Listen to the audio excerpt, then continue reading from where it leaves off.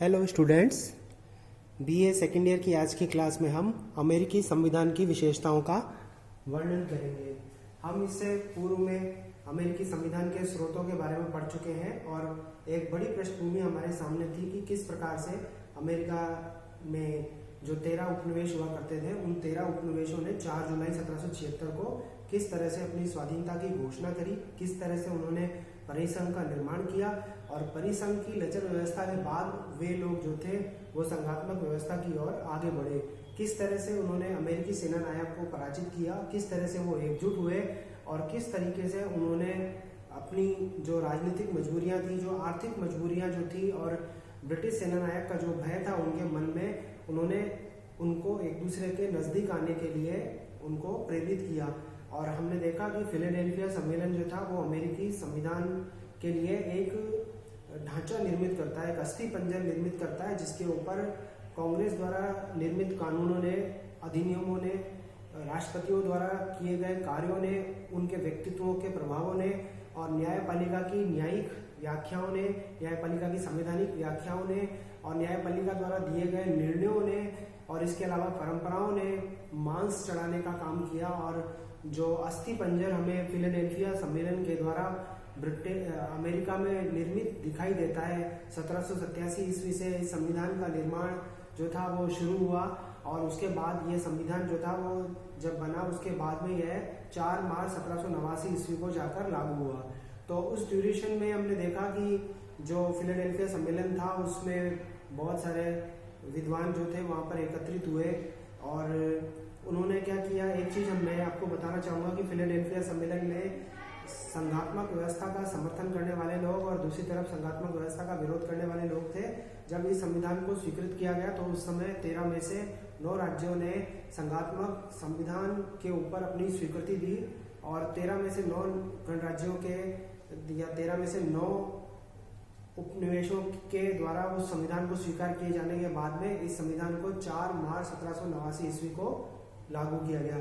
और मैंने आपको ये भी बताया था कि कोलंबस ने अमेरिका की खोज की 1492 में। उसके बाद मैंने आपसे कहा कि जो लोग यूरोप के भिन्न भिन्न देशों से आर्थिक और धार्मिक कारणों से यहाँ पर आए, उन लोगों में अंग्रेज जो थे वो बहुत ज़्यादा थे और वे ये चाहते थे कि ब्रिटिश सम्राट से आज्ञा पत्र उपनिवेशों की स्थापना का प्राप्त किया जाए और ब्रिटिश सम्राट का नियंत्रण रहे, आंतरिक मामलों में उपनिवेश स्वतंत्र रहे, बाहरी मामलों में विदेश नीति और सेना के ऊपर जो विषय थे उनके ऊपर सम्राट का नियंत्रण रहे। लेकिन बाद में वहाँ पर भिन्न भिन्न संस्कृतियों के लोग वहाँ पर आकर बसे थे, लेकिन उपनिवेशों की जनता में अपने अपने उपनिवेश की संस्कृति, सभ्यता, आचार विचार और वहाँ के जो लोग थे उनके प्रति प्रेम की भावना जो थी वो पैदा हुई और वे जो थे अब बिल्कुल भी ब्रिटिश हस्तक्षेप को नहीं चाहते थे।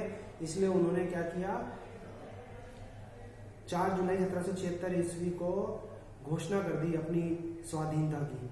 तो फिलाडेल्फिया सम्मेलन मैंने बताया 1777 ईस्वी में परिसंघ का निर्माण जो था वो शुरू हुआ और 1781 में परिसंघ जो था वो कंप्लीट हो गया। फिर उसके बाद में परिसंघ की जब कमियां सामने आई तो उसके बाद नए संविधान के निर्माण के लिए जो था प्रयास वो शुरू किया गया। तो इतनी सारी पृष्ठभूमि आपके सामने है। उसके बाद आज हम पढ़ने वाले हैं अमेरिकी संविधान की विशेषताओं के बारे में। तो विशेषताओं को मैं एक बार आपको पॉइंट्स के रूप में बता देता हूँ कि अमूमन जो विशेषताएं होती हैं, जो विशेषताएं आप यहाँ देखने को आपको मिलेगी, वो विशेषताएं काफ़ी सारी विशेषताएं दूसरे देश के संविधान में भी मिलेंगी। ब्रिटेन का संविधान एक अपवाद कहा जा सकता है, वरना दुनिया के जो देशों के संविधान है वो निर्मित और लिखित जो है वो हुए हैं और ऐसे भी संविधान रहे हैं जो विकसित हुए हैं। ब्रिटेन का संविधान जो है वो अलिखित रहा है और परंपराओं ने उसके विकास में अपना महत्वपूर्ण योगदान दिया है।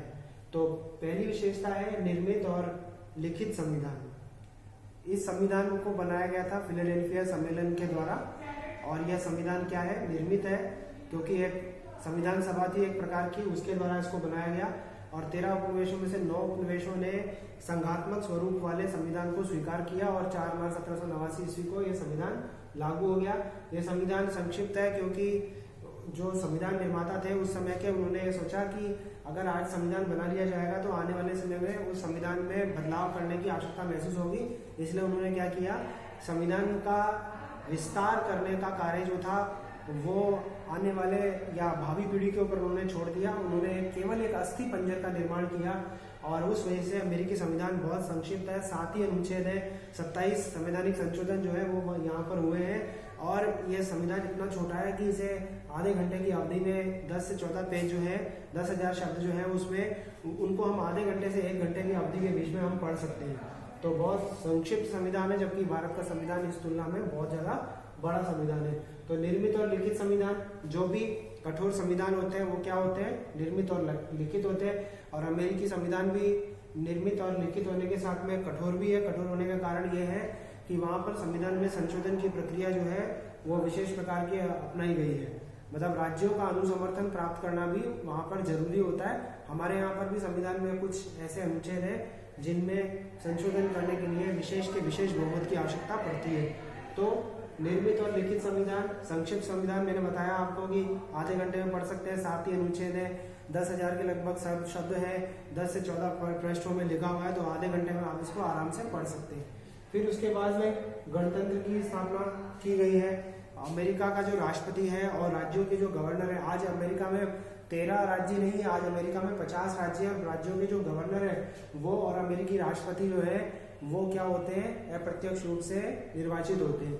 मतलब वंशानुगत आधार पर, जैसे ब्रिटेन का राजा वंशानुगत होता है, वैसी व्यवस्था यहाँ पर नहीं होती है। जनता के द्वारा चुने गए प्रतिनिधि जो है वो इसका चुनाव करते हैं। हमने देखा था कि अभी इन दिनों अमेरिका के राष्ट्रपति के चुनाव की प्रक्रिया चल रही है और आप अमेरिका के राष्ट्रपति की चुनाव प्रक्रिया में जो मुद्दे उठाए जा रहे हैं और जो प्रोसेस है, चुनाव प्रक्रिया है, उसको आप समझ रहे होंगे।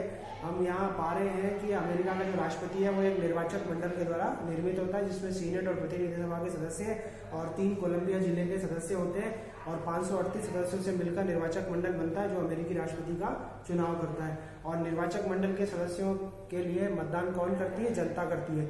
एक बार जनता निर्वाचक मंडल के सदस्यों को चुन लेती है, फिर निर्वाचक मंडल के सदस्य राष्ट्रपति को चुनते हैं। तो एक प्रकार से वो चुनाव जो होता है वो जनता का ही चुनाव होता है। तो गणतंत्र की स्थापना, फिर लोकप्रिय संप्रभुता पर आधारित संविधान। किसी भी संविधान को लोकप्रिय संप्रभुता पर आधारित संविधान कहे जाने का कारण यही है कि संप्रभुता जो है वो अंतिम रूप से किसके हाथ में निहित होती है, जनता के हाथ में निहित होती है। चाहे अमेरिकी संविधान की प्रस्तावना को उठाकर देखें या भारत के संविधान की प्रस्तावना को उठाकर देखें, उसमें आपको स्पष्ट रूप से बताया जाएगा कि संप्रभुता जनता में निहित होती है।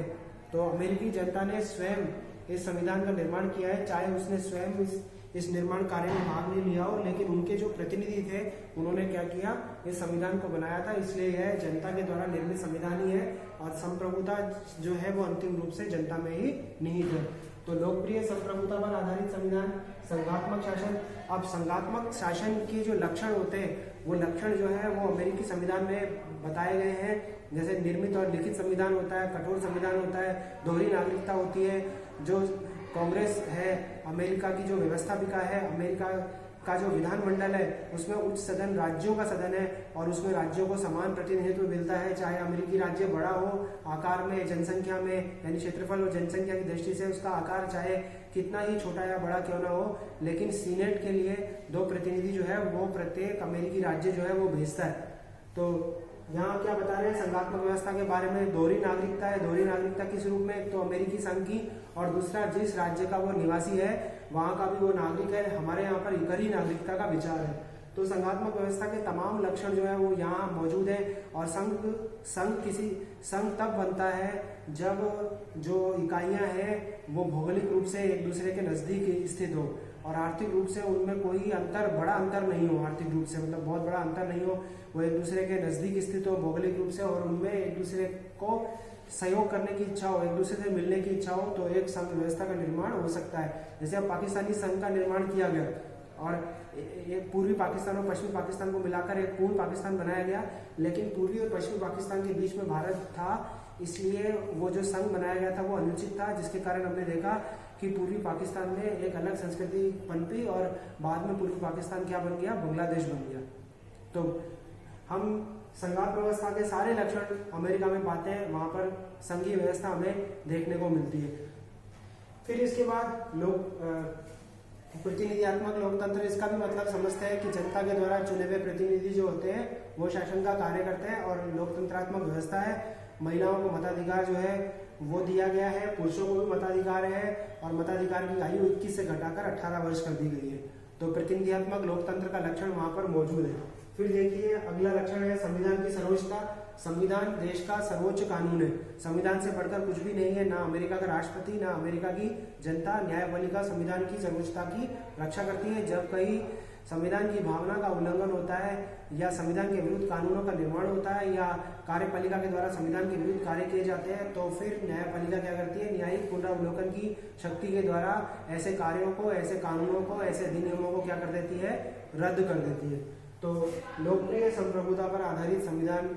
फिर उसके बाद में संविधान की सर्वोच्चता की रक्षा कौन करती है, न्यायपालिका करती है। संविधान की सर्वोच्चता का मतलब क्या होता है कि संविधान देश का सर्वोच्च कानून है। फिर न्यायिक सर्वोच्चता का सिद्धांत।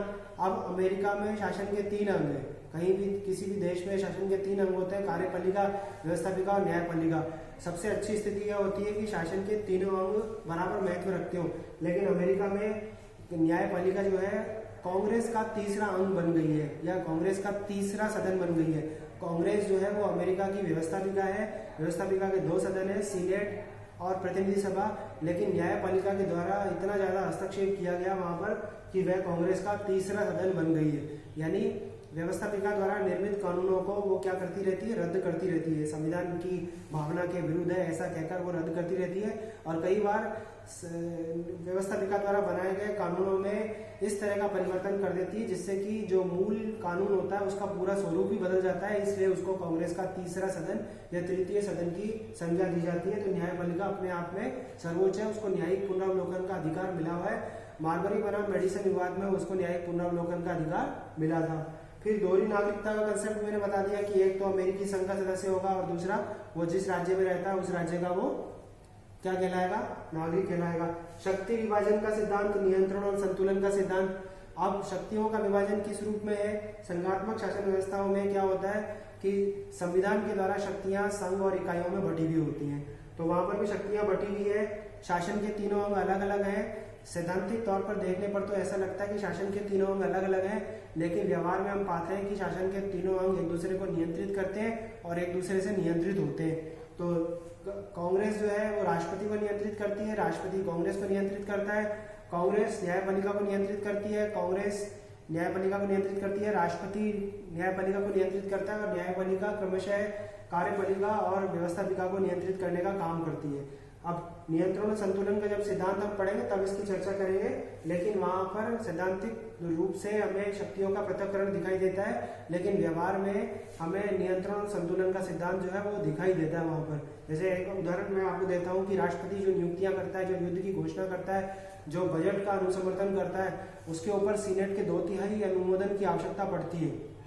तो जो भी युद्ध की घोषणा करेगा, जो भी नियुक्तियां करेगा, जो भी संधियां करेगा, उन सबके ऊपर सीनेट का 2/3 अनुमोदन जो है वो आवश्यक होता है। तो एक प्रकार से कांग्रेस क्या कर लेती है, राष्ट्रपति को नियंत्रित कर लेती है। और राष्ट्रपति के पास में भी कांग्रेस की कानून निर्माण की शक्ति को नियंत्रित करने के लिए निषेधाधिकार, दोहरा निषेधाधिकार उनके पास में होता है। तो ये भी जब हम पढ़ेंगे तो इसकी डिटेल में हम व्याख्या करेंगे। अभी केवल आप विशेषताएं लिख लीजिए, सारे पॉइंट्स मेरे सामने लिख रखे। फिर देखिए सीमित शासन।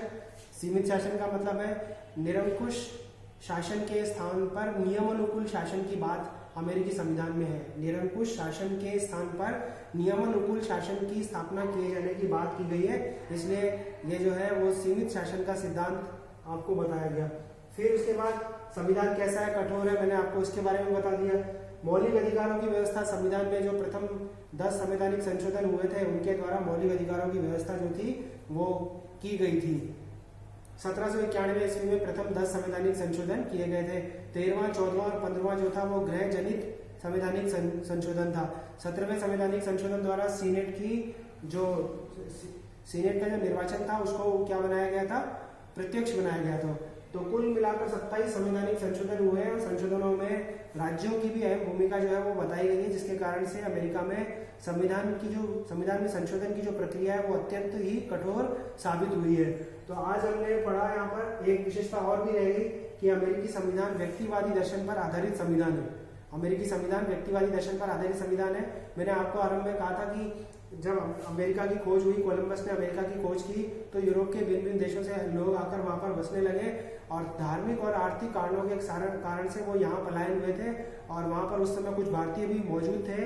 और ये जो यूरोप के देशों से लोग भागकर आए वो ज्यादातर अंग्रेज थे। और अंग्रेज जो थे वो जॉन लॉक के दर्शन से प्रभावित थे। जॉन लॉक के दर्शन से प्रभावित थे। जॉन लॉक स्वतंत्रता, मानव की स्वतंत्रता का समर्थन करता है। जॉन लॉक ने प्राकृतिक अधिकारों की धारणा का विचार दिया और उन्होंने जीवन, स्वतंत्रता और संपत्ति के अधिकारों का समर्थन किया।